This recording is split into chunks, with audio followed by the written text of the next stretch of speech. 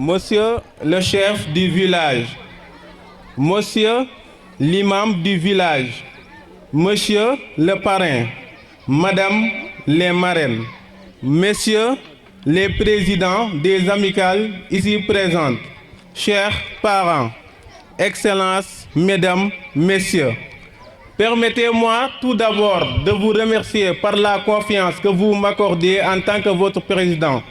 C'est pour moi un honneur que j'assume avec trépidation, humilité, mais aussi détermination et passion. Ainsi, c'est avec un grand plaisir et une vive conscience de l'importance de cette journée que je vous souhaite la plus chaleureuse des bienvenues. Je le fais en mon nom propre, mais aussi au nom de tous les membres de la dite structure. Mesdames, Messieurs, dans la vie, il est important de faire une pause et de regarder en arrière pour constater ce que l'on a fait jusqu'à présent. Faire cela peut mettre les choses en perspective et vous seriez surpris de voir à quel point cela peut aider. Le début de cette session consistera simplement à regarder en arrière et je ne pense pas qu'il y ait une meilleure façon d'accueillir cette assemblée et de les remercier de nous honorer par leur présence. Comme toujours, je viens présider cette cérémonie avec enthousiasme renouvelé, parce qu'au-delà d'un simple rituel, elle nous donne à réfléchir ensemble sur le système de fonctionnement de notre amicale, afin d'en jauger les forces et les faiblesses et baliser la voie pour son amélioration. Cette dernière, je le rappelle, vise à développer chez les jeunes un certain nombre de valeurs républicaines afin de faire d'eux des citoyens consciencieux, responsables, engagés, sur qui la nation pourra compter pour un avenir meilleur. Le tout dans un esprit de solidarité et d'entraide. Et comme le disait Françoise Dolto, tout groupe humain prend sa richesse dans la communication, l'entraide et la solidarité, visant à un but commun, l'épanouissement de chacun dans le respect des différences. Donc, j'invite tous les jeunes à s'investir dans le tissu associatif afin qu'on puisse travailler ensemble et participer activement au développement de notre cher village. Alors, qui parle de développement parle d'éducation. D'ailleurs, c'est ce que Nelson Mandela nous disait à travers sa célèbre citation. L'éducation est l'arme la plus puissante qu'on puisse utiliser pour changer le monde. Ainsi, on peut comprendre que l'éducation est l'un des piliers sine qua non pour l'émergence d'un pays. Au demeurant dans la marche vers le progrès, l'éducation reste le chemin obligé, surtout plus que jamais. Ce sont les paradigmes du savoir et du savoir-faire qui gouvernent le monde et démarquent les zones qui progressent de celles qui régressent.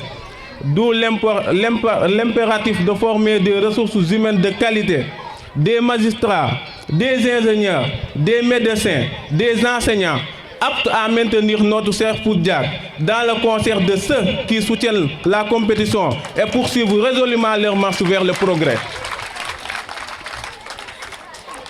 Voilà pourquoi je me réjouis du thème retenu cette année. Éducation inclusive et réponse aux enjeux du décrochage scolaire. Le parcours des apprenants est semé d'embûches et il peut aboutir à des contre-performances et à l'abandon des études. Les transitions entre les niveaux d'école sont particulièrement propices à l'émergence de problèmes et peuvent également faire apparaître des symptômes liés à des difficultés. Alors que l'école doit être un milieu de réussite pour tous avec un talent d'excellence qui ignore les origines sociales. Le décrochage scolaire peut être défini comme le fait de quitter l'école sans avoir des compétences et les qualifications qui sont considérées nécessaires pour une transition réussie sur le marché du travail et pour une participation active à la société, ce qui les expose au chômage, à l'exclusion sociale et à la pauvreté. Il y a de nombreuses raisons pour lesquelles les jeunes abandonnent leurs études. Des problèmes personnels ou familiaux, des difficultés pour étudier, une situation socio-économique fragile. Cependant, les fonctions du système éducatif et le climat scolaire sont des facteurs importants de l'engagement des élèves. Une approche globale est nécessaire et c'est la communauté scolaire toute entière qui s'engage dans une action en collaboration avec une forte coopération avec des acteurs extérieurs et la collectivité au sens large. Ensemble, luttons contre le décrochage scolaire.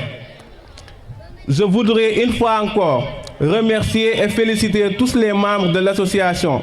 Je souhaiterais que tout le monde ait conscience du travail et du temps qu'ils ont consacré pour la réussite de cet événement. J'en profite pour remercier aussi tous mes prédécesseurs, aux anciens, qui depuis de longues années œuvrent nuit et jour pour cette association, mais aussi à tous ceux qui nous ont aidés pour la réussite de cette journée. Notre parrain, M. Abdoulaye Mbassor Faye, les marraines, Mme Astou Faye Diak et Mme Djine Sen Fall, ainsi que l'ensemble des parents, d'élèves et étudiants. Je voudrais souligner aussi que les parents sont les héros de tous les jours. Ce sont eux qui résolvent les équations les plus difficiles, la nourriture, le logement, la santé et l'éducation. Je voudrais qu'on les applaudisse très très fort. Un grand merci également à l'infatigable conférencier, le professeur Mohamed Ndiaye. Je vais finir par rendre un hommage à tous mes camarades présidents des différentes amicales de la commune qui contribuent par leur présence à encourager ces rencontres. Ainsi, j'encourage la jeunesse diobasoise à perdurer dans le temps cette relation précieuse, enrichissante, ouverte vers les autres. Mesdames, Messieurs, merci de votre attention. Torka Djokonyal, Yassam Djam Amin Kam Sahare, Yassam Digne Abarke Ayon Fo Award. Je vous remercie. Diobass Info TV,